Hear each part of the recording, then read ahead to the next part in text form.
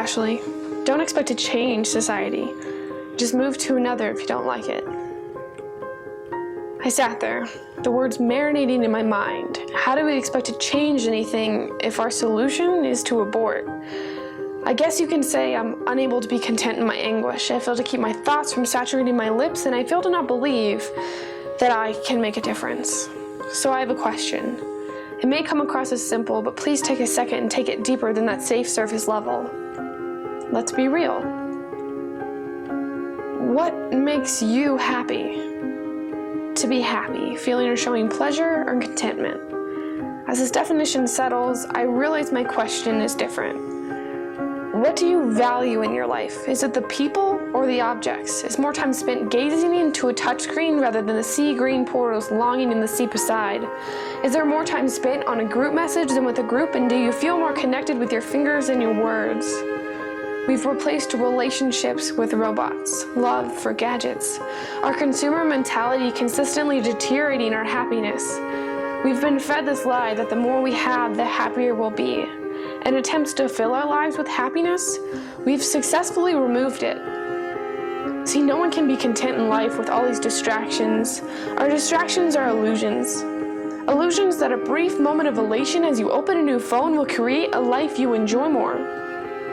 Happiness is stuck just over the hill, as society's made it impossible to reach. I'll be happier when I get into a good college. I'll be happy when I get a good job. I'll be happier when I get a better position. I'll be happier when I get a raise. I'll be happy when I retire. We're stuck. We're stuck in a pattern that's removing joy. We believe that with more comes more happiness, so we buy more than we can afford, so we work to pay for all we spent, and we find ourselves still unhappy. So we abort. See, trying to change anything takes effort. So to escape our unhappiness, we take trips and buy more things to escape how trapped we feel. But we're just digging the hole deeper. We've grown up in an age with a mentality of if it's broken, you just go buy a new one. And we've never had to work for our rich lifestyle. We can fake it via debt. But stuff makes things more complicated. There's more to clean, there's more to pay for, there's more to fix, and there's more than you can afford. No one has time or effort for relationships. We've forgotten how to work for things, and we don't understand the importance of investment. We value technology and appearance, yet here we are alone and unhappy. Our bodies that need be embraced stare vacant and bored through a screen of tinted reality. No one lives in the now of. We strive towards this unreachable horizon of happiness. But when we stop to ask the question of what makes you happy, I bet you won't say it's the thousands of dollars of debt racked upon objects now in storage. We all have passions, but most don't have time for them. We don't have time for what actually makes us happy, as we've been living with this preconceived idea that it could be bought. But happiness is instead a moment you feel you are truly content in life, when the all-encompassing beauty of the sunrise emerging through the sea steals your breath. The everlasting image of being on top of the world as you gaze around the peak of a 14er. The moments of stupendous laughter emerging from the dinner table, leaving your cheeks stained and makeup smeared. Those groggy morning conversations that surface around a cup of joe. It's when you're rocking or skiing or sailing or hiking or biking and nothing except that moment is relevant. All of their aspects of life are to the side. Your mind is clear and you're content. So we've all experienced this feeling of content. Why are we so unhappy?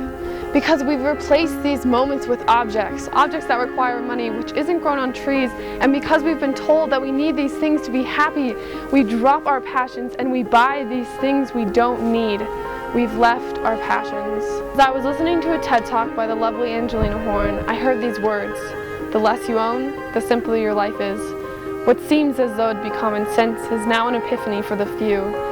An epiphany that with less you have more. More time, more money, more joy. That money and time now invested into our passions, the passions that allow us to be happy and content in life. You have time for family and friends. Those passing glimpses and mumbles turn into meaningful conversations and moments to remember. Robots begin to have relationships. Slowly the metal melts and mankind's heart begins to pulse once again.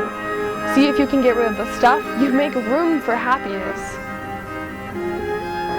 Don't let the consumer mentality that has been shoved down your throat suffocate you. We need more than an expensive jump of joy that can be replaced when it cracks, more than a room full of people with bent necks, more than a bored scroll. We need more of you and me. The tender in our touch, the grace in our embrace, the power in our passion. I'm not saying to sell your house and live with nothing. Let's be real here. We live in a material world and I am a material girl. But what matters is where our value is. Is it in the people? Is it in our passions? Or is it in our future landfill? Our jobs will stay, and yes, some stress will as well. And no, life will not become a utopia, but take a chance, take a step outside. Inhale a deep breath of life. Let it out as you pursue the new, and you just might find what makes you happy.